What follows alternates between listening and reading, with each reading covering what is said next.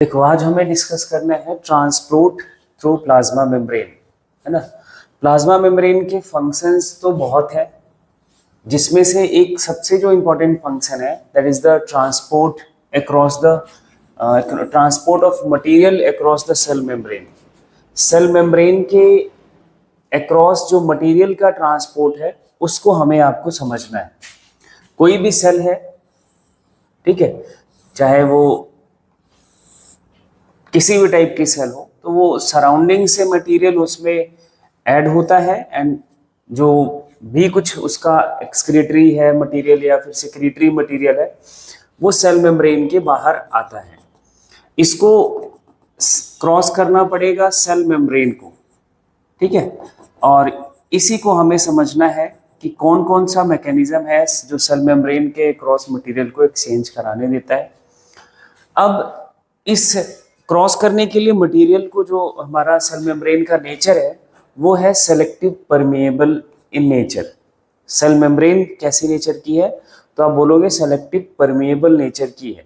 मतलब क्या हुआ, सेलेक्टिव परमिएबल नेचर की मेम्ब्रेन का मतलब हुआ कि ऐसी मेम्ब्रेन जो सेलेक्टेड सल्यूट को परमिट करे एंड सॉल्वेंट को परमिट करे, ठीक है। बट यहाँ पे जो डिफरेंस है वो यहाँ ये देखने की है जरूरत, selected solute can cross this membrane. सारे सल्यूट नहीं, कुछ का मतलब जो मेम्ब्रेन जो जैसा चाहेगी, जिस मटेरियल का एक्सचेंज कराने देना है, क्रॉस करने देना है, वही मटेरियल सेल मेम्ब्रेन को क्रॉस कर सकता है, ठीक है। तो ये इसका नेचर पहले तो याद रखना है। सेल मेम्ब्रेन का नेचर कैसा है, सेलेक्टिव परमिएबल है। ट्रांसपोर्ट के मैकेनिज्म की बात करें कि कितने टाइप का ट्रांसपोर्ट सेल मेम्ब्रेन करता है, ट्रांसपोर्ट मैकेनिज्म सेल मेम्ब्रेन की अगर हम देखें तो ये 3 मैकेनिज्म से मटेरियल ट्रांसपोर्ट करता है अक्रॉस द सेल मेम्ब्रेन। पहला पैसिव ट्रांसपोर्ट, दूसरा एक्टिव ट्रांसपोर्ट, एक तीसरा टाइप है जो हम जिसे बोलते हैं bulk transport. This is the second और ये फर्स्ट टाइप है ना। तो ये हमें ट्रांसपोर्ट के जो टाइप्स हैं इनको समझना है। पैसिव ट्रांसपोर्ट की जब बात करते हैं तो यहाँ एटीपी की रिक्वायरमेंट नहीं होती है, मींस एनर्जी खर्च नहीं होता है। पैसिव वर्ड का मतलब ही होता है there is no need of energy, ठीक है। दूसरा, इसमें जो मटेरियल का मूवमेंट होता है सेल मेम्ब्रेन के अक्रॉस वो हमेशा अलोंग द कंसेंट्रेशन ग्रेडियंट होगा। मतलब क्या हुआ, हायर कंसेंट्रेशन से लोअर कंसेंट्रेशन की तरफ, ठीक है। मटेरियल हमेशा सेल मेम्ब्रेन को हायर कंसेंट्रेशन से लोअर कंसेंट्रेशन की तरफ मूव करेगा और इस तरह के ट्रांसपोर्ट को हम बोलते हैं, एक और नाम देते हैं, वो भी याद रखना है, डाउन हिल ट्रांसपोर्ट। इसको हम क्या बोलेंगे, डाउन हिल ट्रांसपोर्ट, है ना। जब डाउन हिल ट्रांसपोर्ट की बात कर रहे हैं, मतलब जैसे हम हिल को कंसीडर करें, उसके टॉप से कोई मटेरियल छोड़े तो बिना एनर्जी एक्सपेंडिचर के वो मटेरियल बहुत इजीली नीचे आ जाएगा इसके बेस पर। तो सेम एज इट इज, वो जो मटेरियल एक्सचेंज है वो हायर कंसेंट्रेशन से लोअर कंसेंट्रेशन, मतलब हाइट से लोअर सरफेस की तरफ आता है, ये ध्यान रखना है। इसलिए इसको हम डाउन हिल ट्रांसपोर्ट भी बोल लेते हैं। और जब हम एक्टिव ट्रांसपोर्ट की बात करेंगे तो एक्टिव ट्रांसपोर्ट में एटीपी की जरूरत पड़ेगी, इट रिक्वायर्स एटीपी। यहाँ पे material against the concentration gradient move करता है, मतलब lower concentration to higher concentration, मतलब बेस से मटेरियल जब ऊपर ले जाना है तो ऑब्वियसली आपको क्या करना पड़ेगा, एनर्जी खर्च करना पड़ेगा, ठीक है। एनर्जी एक्सपेंडिचर है। जो तीसरा टाइप है बल्क ट्रांसपोर्ट। बल्क का मतलब ही होता है लार्ज अमाउंट। जब मटेरियल लार्ज अमाउंट में मूव करे, क्रॉस करे सेल मेम्ब्रेन को, तब उसको हम बोलते हैं बल्क ट्रांसपोर्ट, ठीक है। ये इन सभी को हम एक एक करके डिस्कस करेंगे। सबसे पहले हम देखते हैं पैसिव ट्रांसपोर्ट को। पैसिव ट्रांसपोर्ट के 2 सब टाइप्स हैं। एक आपका सिंपल डिफ्यूजन, दूसरा फैसिलिटेटेड डिफ्यूजन। सिंपल डिफ्यूजन में मेम्ब्रेन जो उन्हीं मॉलिक्यूल को सिंपली डिफ्यूज कर सकती है जो हमें, क्योंकि मेम्ब्रेन का कॉम्पोजिशन पता हो गया है, मेन कॉम्पोजिशन फॉस्फोलिपिड है ना, जो कि नॉन पोलर है। तो जो नॉन पोलर मॉलिक्यूल है, नॉन पोलर मॉलिक्यूल जो लिपिड नेचर के हैं, they can cross easily to the cell membrane. Higher concentration, ये याद रखना है कि ये हायर कंसेंट्रेशन से लोअर कंसेंट्रेशन की ही तरफ जाएगा, है ना। बस मटेरियल का जो नेचर है वो कैसा होगा, नॉन पोलर। कैसा? Non polar. Polar molecule material cell membrane को इजिली नहीं क्रॉस कर सकता, क्योंकि दोनों का नेचर डिफरेंट हो जाएगा। जो मेन कंपोनेंट है सेल मेम्ब्रेन का, जिसे हम फॉस्फोलिपिड बोल रहे हैं, फॉस्फोलिपिड, ये नॉन पोलर नेचर का है। तो जो इस नेचर का मॉलिक्यूल होगा वो आराम से क्रॉस कर जाता है। वो जिस मेथड से क्रॉस करता है उसको हम सिंपल डिफ्यूजन बोलते हैं। सिंपल डिफ्यूजन का मतलब आई थिंक सबको क्लियर होगा, जब मॉलिक्यूल हायर कंसेंट्रेशन से लोअर कंसेंट्रेशन की तरफ जाए, ठीक है। और यहाँ पे जो सेल मेम्ब्रेन के रिगार्डिंग है, हमें याद रखना है कि नॉन पोलर मॉलिक्यूल ऐसा सिंपल डिफ्यूजन के थ्रू सेल मेम्ब्रेन को क्रॉस कर सकता है। लेकिन जब कोई पोलर मॉलिक्यूल की बात करेंगे, किसकी? पोलर मॉलिक्यूल की बात करेंगे, तो उसको फैसिलेशन की जरूरत पड़ेगी, क्योंकि सेल मेम्ब्रेन का जो मेन कंपोनेंट है फॉस्फोलिपिड, ये नॉन पोलर नेचर का है। और जब पोलर मॉलिक्यूल क्रॉस करना चाहेगा तो वो इजीली नहीं क्रॉस कर सकता। उसको क्रॉस कराने के लिए कुछ हमारे जो सेल मेम्ब्रेन के प्रोटीन्स हैं वो मदद करते हैं, एज अ चैनल काम करते हैं या फिर एज अ कैरियर काम करते हैं। तो इसमें फैसिलेशन कौन प्रोवाइड करता है, हेल्प कौन करता है? तो याद रखना है कि प्रोटीन मॉलिक्यूल फैसिलिटेट करती है इस ट्रांसपोर्ट को। प्रोटीन मॉलिक्यूल फैसिलिटेट करती है, इसलिए इसको हम फैसिलिटेटेड डिफ्यूजन बोलते हैं। ये वो चैनल मेडिएटेड डिफ्यूजन हो सकता है, मतलब वो प्रोटीन एज अ चैनल काम कर रही होगी, या कैरियर मीडिएटेड डिफ्यूजन हो सकता है, मतलब वो प्रोटीन एज अ कैरियर काम कर रही होगी। अब देखो, पहला हम देखते हैं सिंपल डिफ्यूजन। कॉन्सेप्ट जो है, बेसिक्स वो यही है, हायर कंसेंट्रेशन से लोअर कंसेंट्रेशन की तरफ मूव करेगा। पैसिव डिफ्यूजन में हमने यही देखा है। यहाँ कोई चैनल या कैरियर प्रोटीन की जरूरत नहीं पड़ती है। मॉलिक्यूल का नेचर नॉन पोलर होना चाहिए, जो इजीली क्रॉस कर सकता है सेल मेम्ब्रेन को, क्योंकि जो फॉस्फोलिपिड है वो भी कैसा नेचर का है, नॉन पोलर नेचर का है। फॉस्फोलिपिड का भी नेचर कैसा है, नॉन पोलर है, ठीक है। तो इसलिए ये आराम से क्रॉस कर सकता है। और जैसे क्या क्या है जो गैसेस हमारे सेल मेम्ब्रेन को क्रॉस करती हैं, जैसे ऑक्सीजन है, कार्बन डाइऑक्साइड है, नॉन पोलर मॉलिक्यूल, और जो है ये इसी मेथड से सिंपल डिफ्यूजन से क्रॉस करती हैं। जैसे आपने ऑक्सीजन इस डायरेक्शन में आ जाएगा ब्लड में, जो आपने इनहेल किया, और जो कार्बन डाइऑक्साइड है ब्लड से वो चला जाता है एल्वियोलाई में, उसे हम एक्सहेल कर देते हैं। अब यहाँ पे जो एक्सचेंज क्रॉस करने वाली मेम्ब्रेन है वो भी हमारी सेल मेम्ब्रेन है, ब्लड वेसल की जो सेल मेम्ब्रेन है, एल्वियोलाई की जो सेल मेम्ब्रेन है, या इवन ब्लड से जब कोई गैस सेल में जाती है तो सेल मेम्ब्रेन को भी तो क्रॉस, यहाँ भी सेल मेम्ब्रेन को ही क्रॉस करना पड़ेगा। तो इन गैसेस का एक्सचेंज, सेल को ऑक्सीजन चाहिए और सेल का कार्बन डाइऑक्साइड बाहर आता है, ये भी आपका कैसा होगा, इसी सिंपल डिफ्यूजन से होता है। तो गैसेस एक्सचेंज, ऑक्सीजन का, कार्बन डाइऑक्साइड का, नॉन पोलर मॉलिक्यूल का across the cell membrane simple diffusion से होता है। फैसिलिटेटेड डिफ्यूजन की बात करें तो कॉन्सेप्ट वही रहेगा, हायर कंसेंट्रेशन से मॉलिक्यूल लोअर कंसेंट्रेशन की तरफ मूव करेगा। यहाँ भी कोई चैनल, अच्छा यहाँ फैसिलिटेटेड है तो इधर आपको चैनल या कैरियर प्रोटीन की रिक्वायरमेंट है, और जो मॉलिक्यूल हमारा क्रॉस करेगा दैट इज पोलर मॉलिक्यूल्स। वो क्या होगा, पोलर मॉलिक्यूल होगा, मतलब हाइड्रोफिलिक होगा, जो पानी में डिसॉल्व हो सकता है। इस प्रोटीन की मदद से या कैरियर जो आपके मेम्ब्रेन प्रोटीन है उनकी मदद से क्रॉस कर सकता है। जो एज अ चैनल काम करेंगी या एज अ कैरियर काम करेंगी, है ना। टाइप्स फैसिलिटेटेड डिफ्यूजन के, बाई चैनल या बाई कैरियर। देखो यहाँ पे इस पिक्चर को, इस पिक्चर को ध्यान से समझ लेना है, सारी बात खत्म है।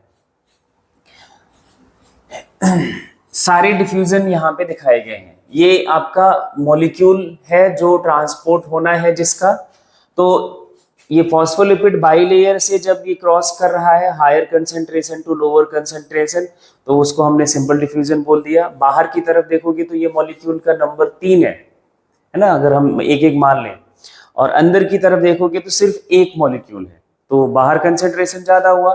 तो ये इस फॉस्फोलिपिड बाइलेयर के क्रॉस नॉन पोलर नेचर का अगर है, कैसा नॉन पोलर नेचर का है, तो आराम से सिंपल डिफ्यूजन से ये क्रॉस कर जाता है। अगर ये मॉलिक्यूल पोलर है, कैसा है, पोलर है, तो इसको कैरियर प्रोटीन की जरूरत पड़ेगी, और कैरियर प्रोटीन इस मॉलिक्यूल को क्रॉस करा देता है। बस ध्यान रखना है वही, higher concentration to lower concentration, ठीक है। तब इसको हम बोलते हैं कैरियर मेडिएटेड डिफ्यूजन। और या फिर ये जो हमारी चैनल प्रोटीन है, वही again higher concentration to lower concentration, polar molecule, ये भी कैसा नेचर का होगा, पोलर नेचर का मॉलिक्यूल इसको क्रॉस कर जाए चैनल की मदद से, तो चैनल मेडिएटेड डिफ्यूजन बोल देंगे। एंड अगेन जो हमारी जब एक्टिव ट्रांसपोर्ट की बात आएगी, तो वो लोअर कंसंट्रेशन से मॉलिक्यूल किधर जाएगा, हायर कंसंट्रेशन की तरफ। बाहर देखो तो कंसंट्रेशन ज्यादा है, अंदर की तरफ कम है, तो एक्टिव ट्रांसपोर्ट में भी आपको कैरियर प्रोटीन की जरूरत पड़ती है, ठीक है।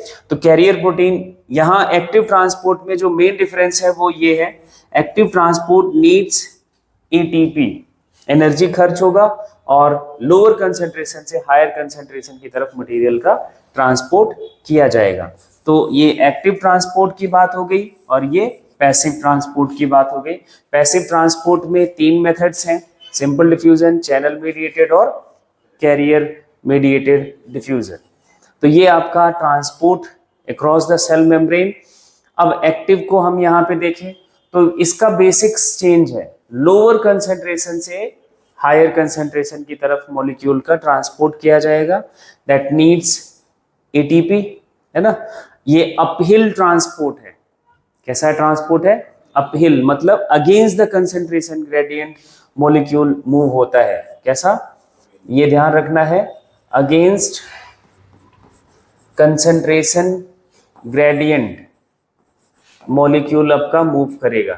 तो और इसमें जैसे एग्जांपल के तौर पर हमने नर्व सेल में पढ़ा था सोडियम पोटेशियम पंप, ये एक्सोलेमा में प्रेजेंट होता है, नर्व फाइबर जो एक्सोलेमा है उसमें सोडियम पोटेशियम पंप प्रेजेंट होता है, और इसी की वजह से हमारा इम्पल्स जनरेशन होता है ना। तो ये एक्टिवली काम करता है, that means they require energy, ठीक है। अब उसके बाद है आपका लास्ट थर्ड मेथड, जिसे हम बोलते हैं बल्क ट्रांसपोर्ट। बल्क ट्रांसपोर्ट में मटेरियल जो होगा वो लार्ज अमाउंट में क्रॉस कराया जाता है क्रॉस द सेल मेम्ब्रेन। ये 2 टाइप का होता है, एक तो हम बोलते हैं एंडोसाइटोसिस, दूसरा एक्सोसाइटोसिस। एंडोसाइटोसिस का मतलब है जब when material comes into the cell from their surrounding, उनके सराउंडिंग से जब मटेरियल उसके अंदर आता है तब हम उसको बोलेंगे एंडोसाइटोसिस। एक्सोसाइटोसिस का मतलब हुआ क्या, जब मटेरियल बाहर जाए सेल से उसके सराउंडिंग में। when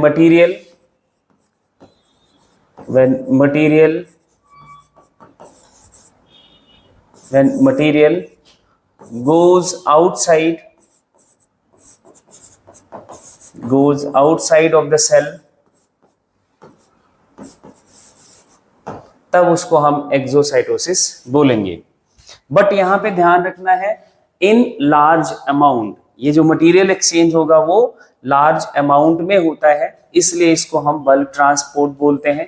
जैसे आपने 10th में पढ़ा था अमीबा का डाइजेशन। अमीबा हमारा क्या करता है, सराउंडिंग से फूड पार्टिकल को, जैसे ये हमने मान लिया कि ये हमारा फूड पार्टिकल है,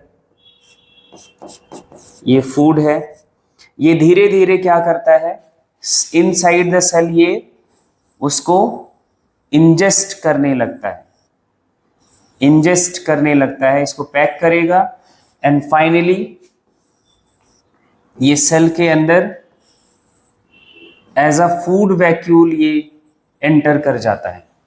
ठीक है, तो ये एंडोसाइटोसिस का एग्जांपल है, एंडोसाइटोसिस का एग्जांपल है ये, एंडोसाइटोसिस अमीबा में आप देख रहे हैं।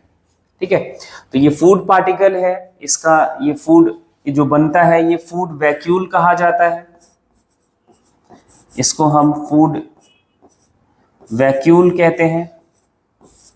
ठीक है, अब यहां पे जो फूड है इसका फिजिकल स्टेट दो हो सकता है, या तो ये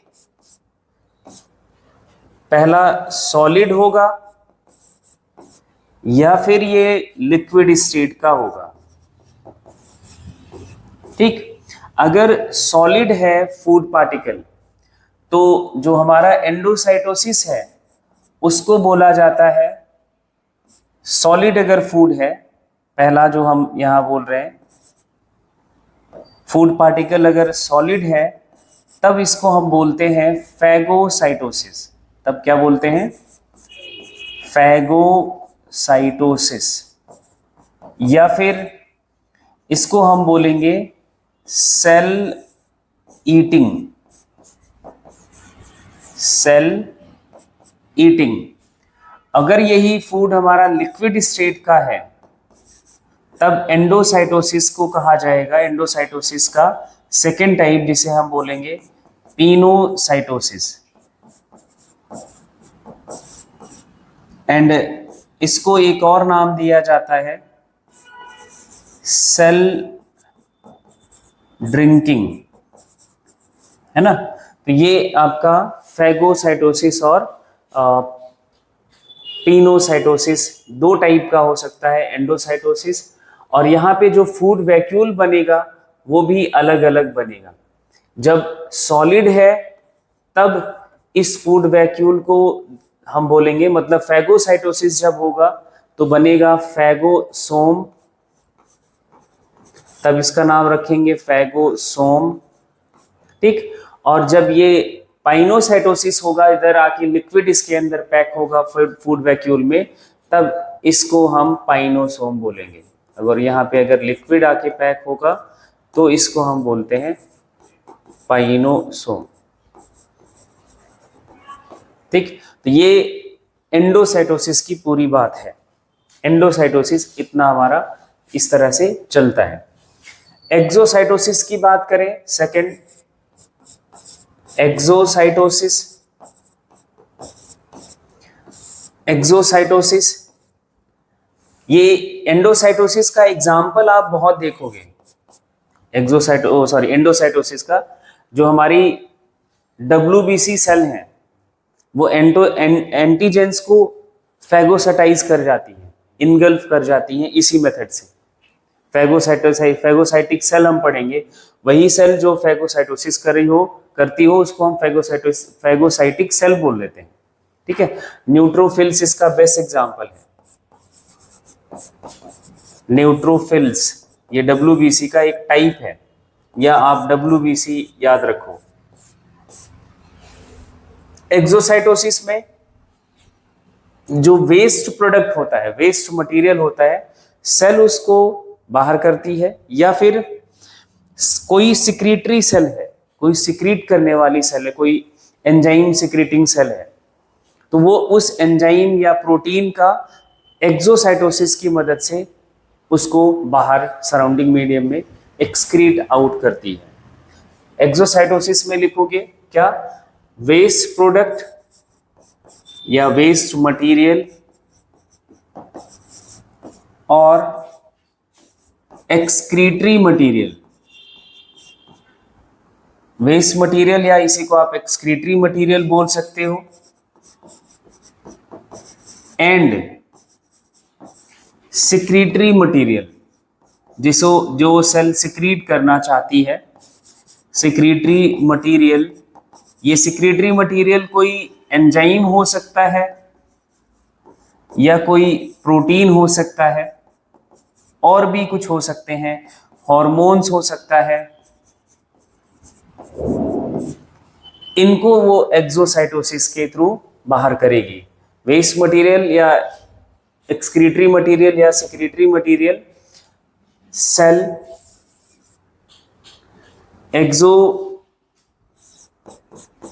एक्सोसाइटोसाइज टू देयर में सराउंडिंग, अपने सराउंडिंग में वो उसको एक्सोसाइटाइज करेगी, बाहर करेगी। जैसे हम अमीबा का ही एग्जांपल लेते हैं, डाइजेशन के बाद जो वेस्ट प्रोडक्ट बचा, जैसे ये हमने मान लिया कि ये वेस्ट प्रोडक्ट है, वेस्ट मटेरियल है, वेस्ट मटेरियल है, तो क्या करेगी ये अमीबा की सेल, इसको धीरे धीरे सेल से बाहर as a outgrowth, cell का एज अ आउट ग्रोथ ये बाहर की तरफ इसको आउट ग्रो कराएगी, एंड फाइनली सेल से ये बाहर एज अ एक्सक्रीटरी मटेरियल बाहर चलाएगा। तो इसको हम बोल देते हैं एक्सोसाइटोसिस, एक्सोसाइटोसिस। ठीक है, तो एक्सोसाइटोसिस और एंडोसाइटोसिस सेम है, बस उनका जो डायरेक्शन है जस्ट रिवर्स हो जाता है। ठीक है, तो ये हमारा हो गया पूरी बात, ट्रांसपोर्ट की कहानी खत्म। सेल मेम्ब्रेन के अक्रॉस जो ट्रांसपोर्ट का मैकेनिज्म है वो यही है। पहला पैसिव, पैसिव के 3 सब types, simple diffusion, carrier mediated और उसके बाद चैनल मीडिएटेड। ठीक है, उसके बाद सेकेंड टाइप है आपका एक्टिव ट्रांसपोर्ट। एक्टिव ट्रांसपोर्ट का मतलब अगेंस्ट द कंसंट्रेशन एनर्जी जरूरत पड़ेगी, है ना, कैरियर चाहिए होगा, है ना। तीसरा मेथड है बल्क ट्रांसपोर्ट। बल्क ट्रांसपोर्ट में आपने एंडोसाइटोसिस और एक्सोसाइटोसिस, इन्हीं मेथड से सेल हमारा अपने मटेरियल को एक्सचेंज करता है अक्रॉस द सेल मेम्ब्रेन। ठीक है, तो मटेरियल का आप पूरी बात जो ट्रांसपोर्ट करने का बात था वो खत्म।